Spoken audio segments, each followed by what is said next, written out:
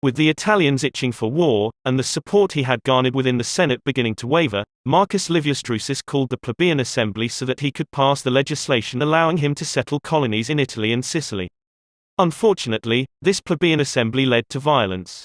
The consul, Philippus, and urban praetor, Caepio, made appearances in order to protest.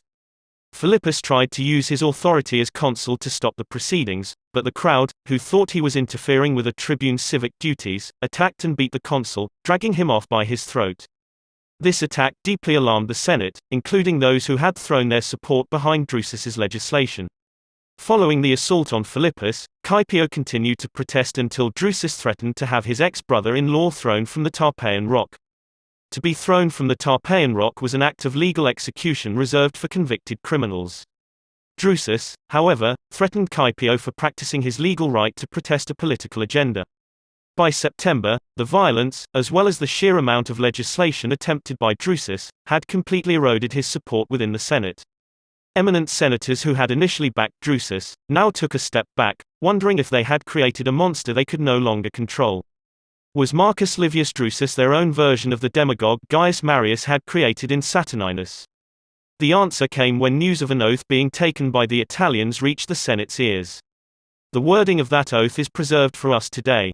I swear by Jupiter Capitolinus, by Vesta of Rome, by Mars her ancestral god, by Sol the founder of the race, and by Terra the benefactors of animals and plants, likewise by the demigods who founded Rome and by the heroes who have contributed to increase her empire, that I will count the friend and foe of Drusus my friend and foe, and that I will spare neither property nor the lives of my children or parents except as to be to the advantage of Drusus and of those who have taken this oath.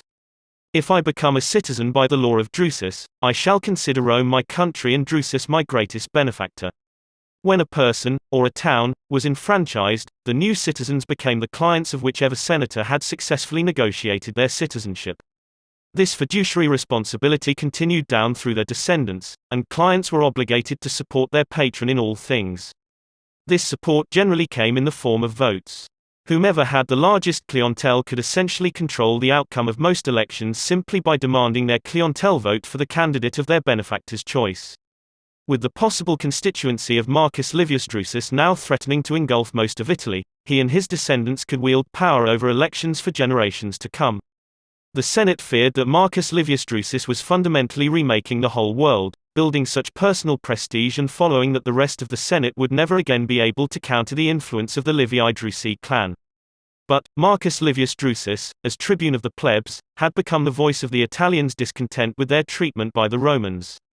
How could he stop when he was viewed by the Italians as their last hope for a peaceful resolution with Rome? To stop his legislation would be to begin a war between Rome and the Socii. An eminent Italian named Quintus Popedius Silo, from the Marsic tribe, developed a close friendship with Drusus. Seen as the most prominent of all the Italian Socii, Silo was respected by the majority of the Italian tribes. He was the closest thing to a national leader the Italians had produced. Silo was known to be a frequent visitor at the home of Drusus, where the pair of them painstakingly navigated the dangerous waters between politics and war. But Silo had more aggressive plans than Drusus. The historian Diodorus Siculus tells us that on the same day the consul, Philippus, was dragged off by his throat, Silo had attempted to bring 10,000 armed Italians into the city in order to demand citizenship at the ends of their swords. Unfortunately, Silo was stopped by the army of the Pontifex Maximus and convinced to turn around before ever reaching the gate.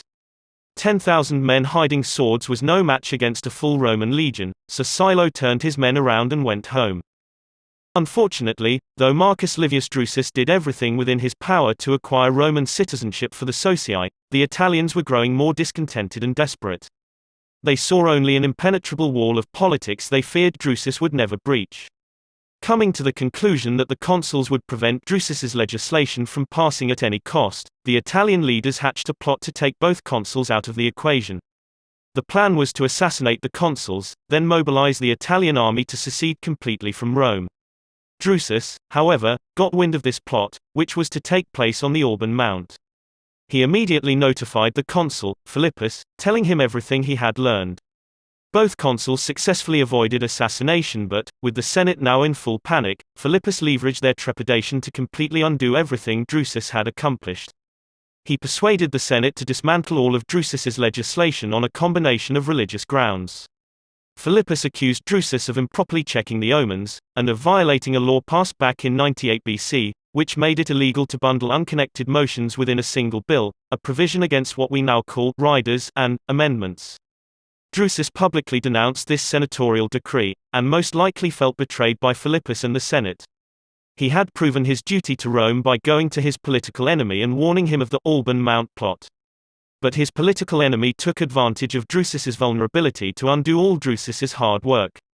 It is likely Drusus also felt betrayed by the Italians.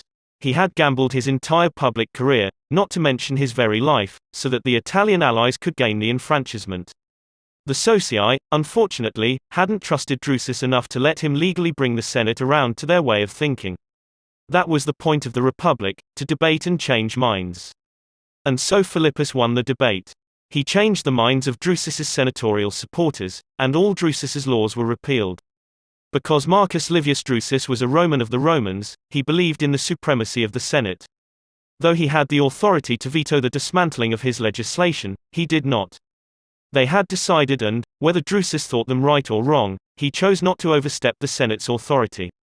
By late 91 BC, Drusus had lost his senatorial support, the support of a good deal of the plebeian population, and must certainly have felt used by the Socii. Not only did Drusus's legislation go up in flames, but he was charged as one of the conspirators in the Alban Mount assassination plot, and forced to defend himself in court. Aware that his career was completely decimated, it's likely Drusus utterly gave up on the cause of the Italian enfranchisement. Both sides had betrayed him, and Drusus possibly felt that both sides now deserved this coming war they had so eagerly brought on. Before the end of his term, while walking home from the Forum Romanum, surrounded by those who had not yet abandoned him, Marcus Livius Drusus the Younger was stabbed by an unseen and unknown assailant right outside his home. He was taken inside and, for the rest of the night, his neighbors on Palatine Hill would have listened as Drusus screamed away the agonizing last hours of his life. By morning, Marcus Livius Drusus was silent. With his death, the Socii formally declared war on Rome.